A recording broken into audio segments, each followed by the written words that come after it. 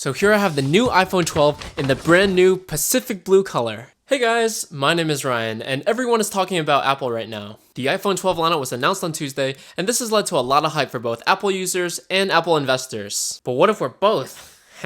Millions of users and fans want to get their hands on one of the new iPhone 12s, and it's undeniable that Apple stock is going to be affected as a result. To put my money where my mouth is, I'm going to be buying or selling some Apple stock later in this video, so make sure you stay until the end. But I think that a lot of investors get caught up in the hype and the speculation whenever something big like this happens. While there's obviously a lot of buzz around the iPhone 12 and Apple as a whole, there are some investing mistakes that we need to avoid no matter how much of a big deal it is. So in this video, we're going to talk about the iPhone 12 and what it means for Apple, the investing mistakes that you should avoid, and finally, whether or not you should buy Apple stock right now. But another thing that you should do right now is to hit that like button and subscribe, because I make personal finance videos every week, and it would really help me and my channel out with the YouTube algorithm. Not to mention that I would really appreciate it too.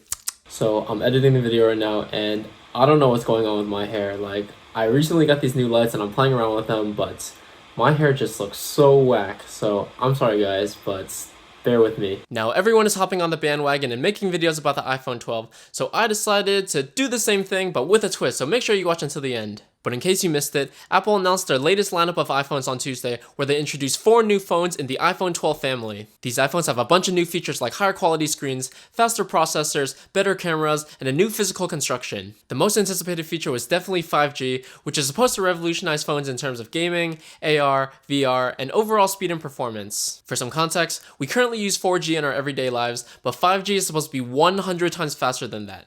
That's crazy to think about. And this is crazy. I'm definitely not a tech channel, and you can find a much more detailed review somewhere else, but I want to talk about what the iPhone 12 means for Apple. As a company, Apple has a $2.1 trillion market cap and holds $100-something billion in cash, but honestly, you shouldn't really care about that. What? As important as it is to keep up with the market and stay on top of financial news, I think that a lot of investors get a little too invested with big stories like the iPhone 12. While this is definitely a big deal and definitely important for Apple, spending too much time trying to find the absolute best times to buy and sell can get tedious and oftentimes don't always work either. Timing the market around big events like the iPhone 12 is risky, and to illustrate, I wanted to share one of my favorite examples from a place where millions seek out knowledge, wisdom, and intellect: Reddit. But before we continue, a quick disclaimer is that I'm not a financial advisor or a financial professional in any means. I'm just a guy on YouTube and these are my opinions for entertainment purposes only, not financial advice. In addition, a user named Jerschneid is the one that created this post. I'm definitely just the messenger, not the author, but I thought this was important to share. With a lot of investors trying to time both the market and Apple stock because of the newest iPhone, this story talks about 3 different personas and their experiences with timing the market. But speaking of timing, there's no better time to smash that like button and subscribe if you haven't done so already. But let's get on with timing the market. In this story, we have 3 friends named Tiffany, Brittany, and Sarah. All 3 friends saved $200 a month for 40 years, which adds up to $96,000 per person. The 40-year span went from 1979 to 2019 as well, using historical data from the S&P 500. And lastly, each of them had different strategies in terms of timing the market, and their results reflected that too. But let's get into the numbers, starting with Tiffany. As it turns out, Tiffany has terrible timing, and actually, she has the world's worst market timing that you can imagine. She saved $200 a month in a savings account earning minimal interest, all in the hopes of waiting for the perfect time to invest. However, she poured her savings into the market on each of the days before the 4 biggest market crashes in that 40-year span. She would save her money up just to invest at the absolute peak before a major crash. As unfortunate as that was, she never sold anything, and her $96,000 turned into $663,594 after 40 years. Tiffany's money was still able to grow because she bought and held, and she never sold, and after a 40-year period, her investments bounced back in the long run. But that's enough of Tiffany, now let's talk about Brittany.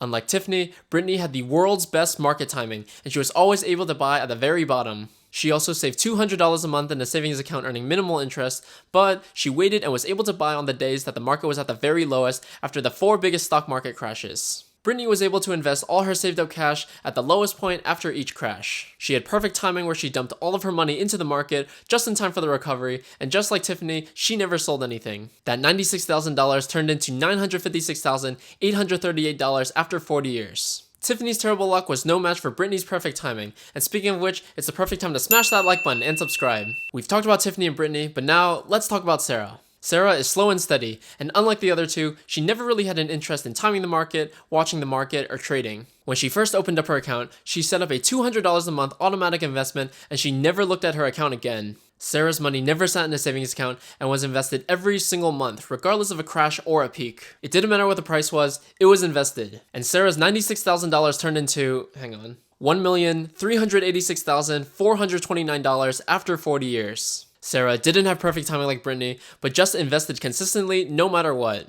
And she really outperformed Brittany, who had perfect timing anyways. So what can we learn from this? All three friends saved and invested $96,000 over 40 years. All the money in this example simulation was invested in an S&P 500 index fund. But as you can see, there were very different results. I'll put a link in the description if you want to see the original post and get a closer look at the numbers. But looking at the results, investing early and often is a surefire way to success. So how does this example relate to Apple stock and the iPhone 12? With the stock market and with any company, prices will always go up and down. Whether it's Amazon hosting Prime Day, McDonald's unveiling the Travis Scott meal, or Apple releasing the iPhone 12, we will always see fluctuations in share price and the overall market. But at the end of the day, if it's a company you truly believe in, it shouldn't matter what happens with the price, because investing consistently and frequently over time will yield the best result. Obviously, we want to be able to time the market to buy and sell at the most optimal times, but realistically speaking, that's almost impossible to predict. Like what we saw in the example with Tiffany, Brittany, and Sarah, having perfect timing will give you a good return, but that won't be nearly as great as investing consistently over the long run. If you like Apple's business model, like their financials, and believe in them as a company, it shouldn't matter whether they're coming out with the iPhone 12 or not. Be like Sarah from the example, invest consistently, and that's exactly what we're going to do right now. I already have a position in Apple, but I plan to hold it for the long term, so let's just add to it now. I'm actually using my iPhone to film, so this is going to be a dramatization, but I'm going to log into Fidelity, fire up the trade window, and buy one share of Apple. One share is definitely not much, but it's just to prove a point to consistently invest no matter what the price. I'm planning on holding Apple stock for a long time, and if you're the same way, then I don't think it's a bad time to buy now. But I hope this video is helpful in understanding how it rarely works when you try to time the market, and what strategies are a lot more successful. I have a link in the description if you want to read the original post too. If you enjoyed this video, please smash that like button because it really helps me out and it lets YouTube know that people enjoy content like this. Please subscribe to my channel if you want to see more videos on personal finance and investing in the future too. And please leave a comment and tell me if you're planning on buying the iPhone 12 or Apple stock. Speaking of investing, if you want 2 free stocks with one of them valued up to $1,400, click the link down below for Webull. But if you're interested in fractional shares and getting 10 free dollars, click the link down below for M1 Finance. Thank you so much for watching and make sure you stay financially fashionable.